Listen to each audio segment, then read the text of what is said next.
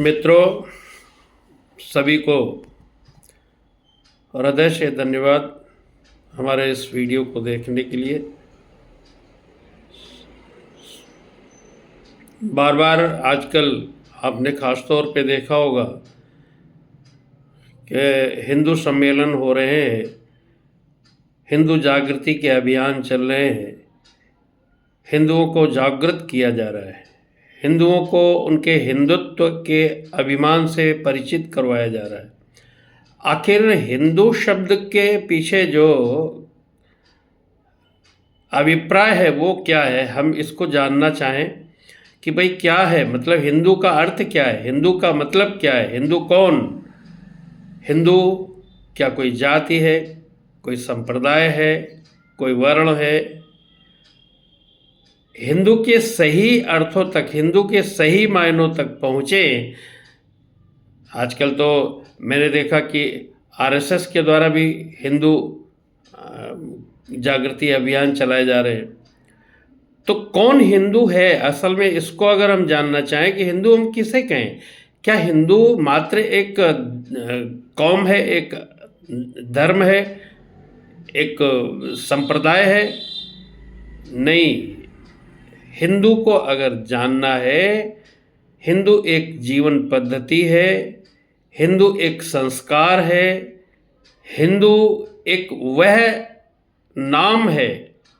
हिंदू होना एक ऐसा अर्थ है जीवन का कि जिसको जी लेना हर एक के बस की बात नहीं है, और जिसको जी लेने वाला व्यक्ति पूरा हो जाता है। संपूर्ण मानवता के धर्म को जी लेना ही हिंदू होना है। क्या क्या हमारे अंदर होना चाहिए, क्यों हम हिंदू कहलाने के पात्र कैसे बन सकते हैं, आखिर वो कौन सी योग्यताएं हैं, इसी चीज को उद्धृत करते हुए कहने की कोशिश एक कविता के माध्यम से, मेरा कवि धर्म है तो मैंने जो की है वो आपके सामने प्रस्तुत करना चाहता हूँ। कविता का शीर्षक है कि वह हिंदू है कैसे जाने। किसी भी व्यक्ति के व्यक्तित्व में किन चीज़ों का होना शामिल हो जिससे हम ये पहचान लें कि हाँ ये हिंदू ही है, और जिसमें वो चीज़ें हैं ही नहीं, जिसमें वो गुण, वो लक्षण हैं ही नहीं, तो हम आखिर कैसे जाने? कोई हिंदू केवल टाइटल लिए घूमता है कि मैं हिंदू हैं, क्या यही हिंदू होने के लिए पर्याप्त है? नहीं, मेरा कहने का तात्पर्य है कि केवल कोई टाइटल होने के कारण आप हिंदू हैं ऐसा मानना जरा कठिन है। अगर हिंदू हैं तो हिंदू होने के वे प्रमाण आपके पास उन लक्षणों, उन गुणों के साथ होना चाहिए जो हिंदू होने के लिए काफ़ी है। तो कविता का शीर्षक है, जैसा कि मैंने बोला, कि वह हिंदू है कैसे जाने। वह हिंदू है कैसे जाने, वह हिंदू है कैसे जाने। कैसे जाने? राम नाम से प्रेम नहीं है, जप तप पूजा नेम नहीं है, सदाचार से रखता दूरी, हुई स्वार्थ की हबस न पूरी, गाय और गंगा न पूजे, गाय और गंगा न पूजे, जिन्हें पड़ोसी लगते दूजे, पापी है पर घाती है जो, पर दुख को ना दुख माने वो, हिंदू है कैसे जाने वो, हिंदू है कैसे जाने। एक एक शब्द पे ध्यान देने की ज़रूरत है कि क्या नहीं है हमारे पास, क्या नहीं है हमारे जीवन में, जिसके कारण आखिर हम क्या, कौन सा प्रमाण समझे कि वो हिंदू है। देश प्रेम का भाव नहीं है, जग सेवा का चाव नहीं है, मन में करुणा दया नहीं है, असंतोष भी गया नहीं है, जिन्हें नहीं सत्कर्म सुहाते, महापुरुष भी नहीं लुभाते। महापुरुष जिनकी कहानियों से हमारे साहित्यिक किताबें भरी पड़ी हैं, हमारे ऐसे महापुरुष हुए। महापुरुष उन्हीं को माने जो इतिहास में जिन्होंने कुछ राष्ट्रीयता के लिए, धर्म के लिए, मानवता के लिए कुछ किया है, वही है महापुरुष। जो अत्याचारी है, कुकृत्य है, आतंकी है, वो सब महापुरुष नहीं है। उनको महापुरुष की श्रेणी में रखा भी नहीं जा सकता, चाहे भले ही किसी विकृत इतिहास के माध्यम से आपको वो पढ़ाया क्यों न गया हो। तो जिन्हें नहीं सत्कर्म सुहाते, महापुरुष भी नहीं लुभाते, पूज्य न जिनको लगे सयाने, राष्ट्रद्रोहियों की माने वो, हिंदू है कैसे जाने वो, हिंदू है कैसे जाने। हिंदू होने का तात्पर्य है कि हमें अपने अनुशासित जीवन को सुदृढ़ करना है। जीवन में अनुशासन होने चाहिए, जीवन में निग्रह होने चाहिए, जीवन में नियंत्रण होना चाहिए।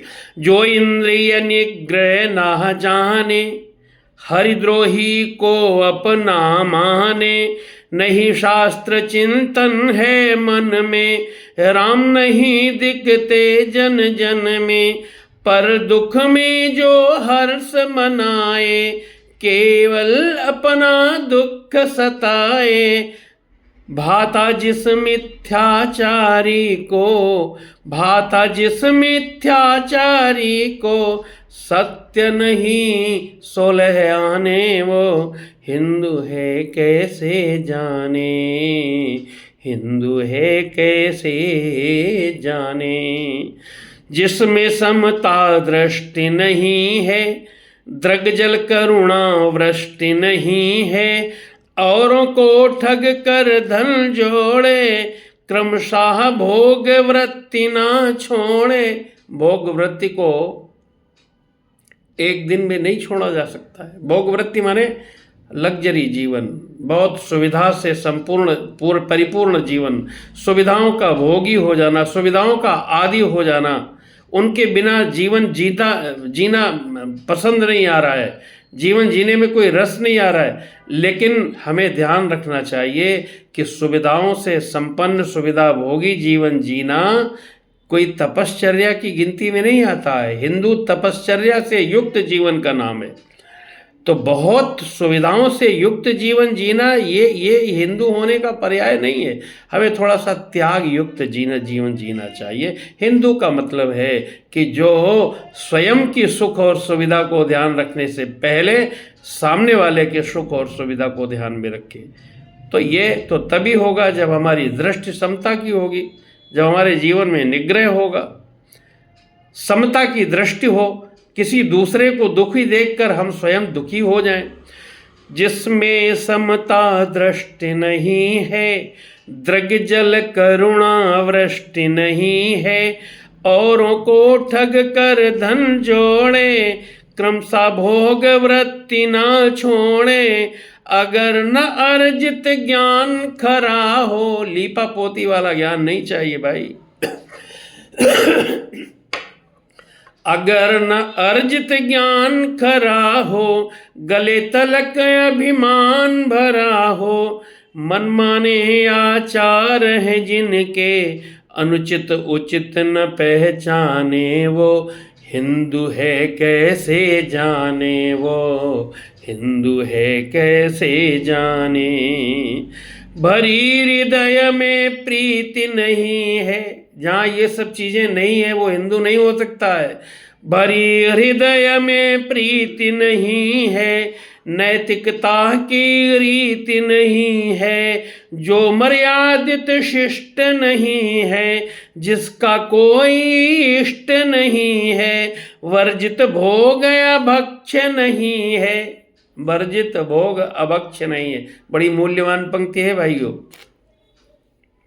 वर्जित भोग का मतलब अनापेक्षित वस्तुएं जो हमें अपने भोग में, भोजन में शामिल नहीं करनी चाहिए थी और हमने गलती से अतिक्रमणकारी प्रवृत्ति के कारण उनको अपने भोजन में शामिल कर रखा है। ईश्वर ने सृष्टि रचना के साथ साथ, जीवों को बनाने के साथ साथ किसके लिए क्या खाद्य पदार्थ है ये भी रचना कर दी है। जीभ से जल पीने वाले जो जीव है वो मांसाहारी होते हैं, एक सामान्य पहचान है। मांसाहारी भगवान ने जिनको शुरू में बनाया था वो जीव मनुष्य के अलावा आज भी मांसाहारी हैं। भगवान ने जिनको शाकाहारी बनाया था आज भी वे जीव शाकाहारी है। उन्होंने अपनी सीमाओं का अतिक्रमण नहीं किया, केवल एक मनुष्य को छोड़कर।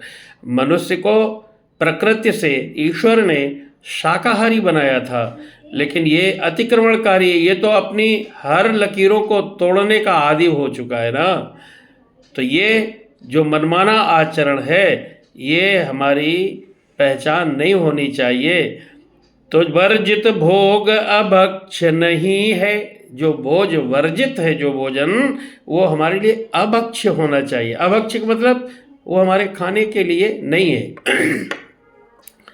जीवन का कुछ लक्ष्य नहीं है, सभी अनैतिक कर्म है जिनके, बात न वेदों की माने वह हिंदू है कैसे जाने, वह हिंदू है कैसे जाने।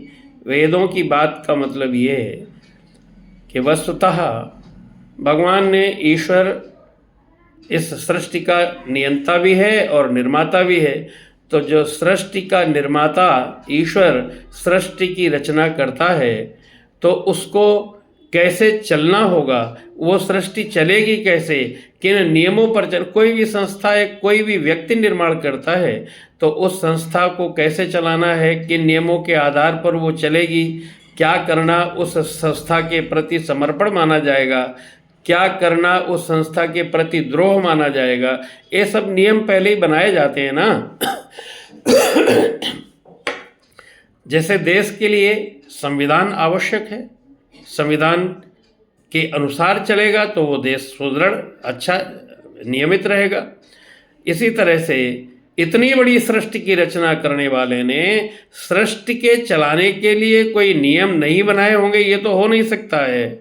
तो जो सृष्टि के रचनाकार ने सृष्टि को चलाने के लिए नियम बनाए उन्हीं का नाम वेद है। और वेदों में ही ये व्यवस्था है कि क्या करना है और क्या नहीं करना है। इसीलिए गीता जी में कहा गया कि तस्मात् शास्त्रम प्रमाणम ते कार्याकार्य व्यवस्थितो। इसीलिए क्या करना है, क्या नहीं करना है, क्या करना चाहिए, क्या नहीं करना चाहिए, इसकी व्यवस्था शास्त्रों ने कर दी है। और उन्हीं शास्त्रों को प्रमाण मानकर ही हमें कर्तव्य और अकर्तव्य का निर्णय करना चाहिए।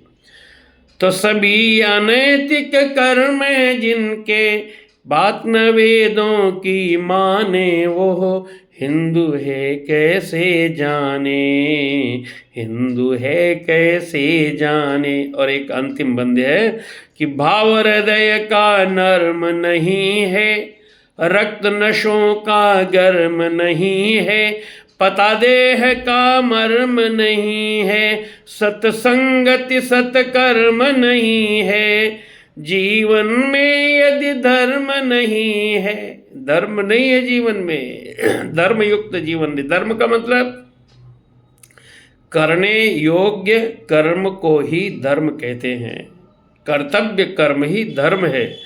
तो धर्म नहीं है इसका मतलब कि हम कर्तव्य कर्मों से भी वास्ता नहीं रखते हैं, हम कर्तव्य कर्मों से भी विमुख हैं।